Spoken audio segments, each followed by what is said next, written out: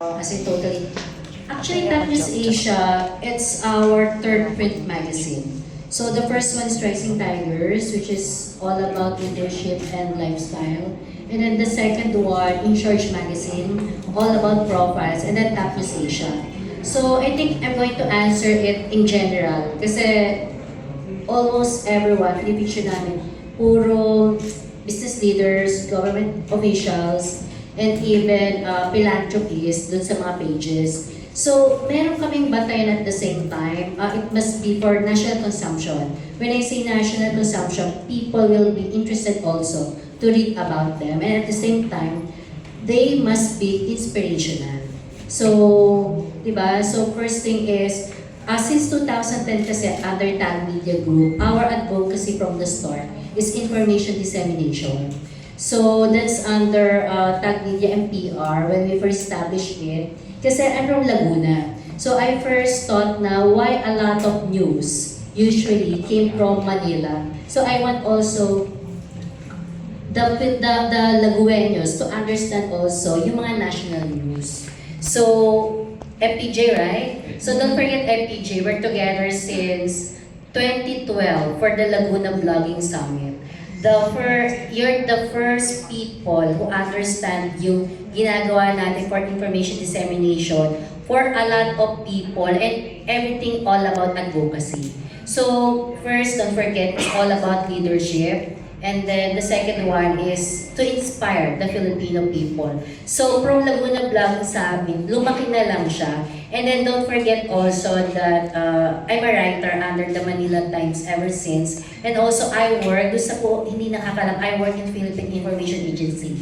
So ang advocacy ko, although I'm an engineer, diba? So my advocacy really since the beginning is information dissemination and why not to inspire at the same time everyone who's going to read the publication.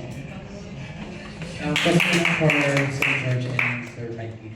So, so far, nabasa na po ba ng mga friends and family niyo yung article about you sa magazine? And ano po yung reaction po nila sa feature nila sa inyo? Nagsawa naman ako. But seriously, alam mo, gusto ko ikwento yung story ko, whether in business or Congress, because I want to also inspire the next generation that they can also do it. I always tell people that I came from Lasal and I have yung mga kaklase ko doon, sabi ko, you're no different from me. We came from the same school. If I can do it, why can't you? I always tell them. And it's always a challenge, even to lahat tayo dito. I did it. What makes me different from everyone else? I'm just the same as you. Pero, mas porsigido ko siguro. That's the difference. Pero, pwede rin kayo maging mas porsigido. Di ba? Alam mo, sa buhay, you only need one break eh. And that break that you need changes your life. And maybe sa swerte lang ako, maraming breaks na dumating sa buhay ko. And a lot of mentors. So, yun lang. And siguro lastly, no, I think the value of education. I have mga lawyers and engineers na nasa katabi ko, but I cannot say less about studying. I will never be where I am if I did not study. Alam mo, nung college ako, nangungopia lang ako. Lahat na sagot tong katabi ko, yun yung sagot ko. But after that, na-realize ko na how do I better myself? How do I have the advantage over ito? Yung katabi ko, gusto rin kumita ng kaliwat kanan ko. Ako gusto ko rin kumita. Anong advantage ko? So yung pag-aaral, which I took, kasi may isa akong business na na-fail. Nag-fail siya. And sabi ko, ano ba ginawa ko mali? So I studied my master's. Sabi ko, may mga sagot pala yan. I keep on studying. And nakikita ko na, di ba, parang doktor ka, nakikita mo na paano i-dissect yung problema, to dissect yung how to better yourself. So I cannot emphasize less on the need to further study. Yun lang sana. Sir George? Pag-uwi yung question, ang question para sa akin. Apo, Sir, binabasa niyo ba yung mga sinusulat sa iyo? Hindi ko binabasa. Promise, sa sobrang dami ng nasulat ni ng Top News, ng Tiger, and such other magazines, and hindi ako nagbabasa. Not because hindi ako interested, but because ayaw kong basahin yung istorya na nakalagay doon dahil either takot ka, baka mali yung nakalagay, or number two, dahil baka masyado ka na po-promote. Ako kasi yung tao gusto ko nasa background lang, hanggat maaari. So, pero natutuwa ako dahil napifeature ka sa ganito sapagkat, sabi ko nga kanina, ang bawat isang tao may istorya.